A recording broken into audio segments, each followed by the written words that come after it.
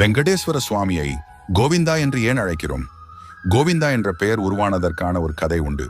ஒரு முறை வெங்கடேஸ்வர சுவாமி அகத்திய முனிவரின் ஆசிரமத்திற்கு சென்று ஒரு பசுவை கேட்டார். ஆனால் துணைவியார் இல்லாமல் பசுவை தர முடியாது என்று முனிவர் கூறினார். பின்னர் ஸ்ரீனிவாசர் பத்மாவதி தாயாருடன் மீண்டும் வந்தபோது அகத்தியர் அங்கு இல்லை. சீடர்களோ குருவின் அனுமதியின்றி பசுவை கொடுக்க மறுத்துவிட்டனர். இதனால் கோபமடைந்த சுவாமி திருமலைக்கு திரும்பினார். நடந்ததை அறிந்த அகத்தியர் ஒரு பசுவையும் சீடர்களையும் அழைத்து கொண்டு சுவாமியை பின்தொடர்ந்தார்.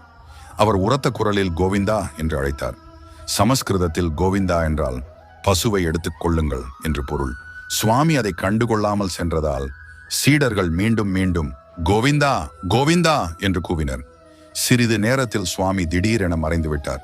வெங்கடேஸ்வர சுவாமி தன்னை கோவிந்தா என்று அழைக்கச் செய்வதற்காகவே 7 மலைகள் இறங்கி வந்தார் என்று பெரியவர்கள் சொல்வார்கள். இதுவே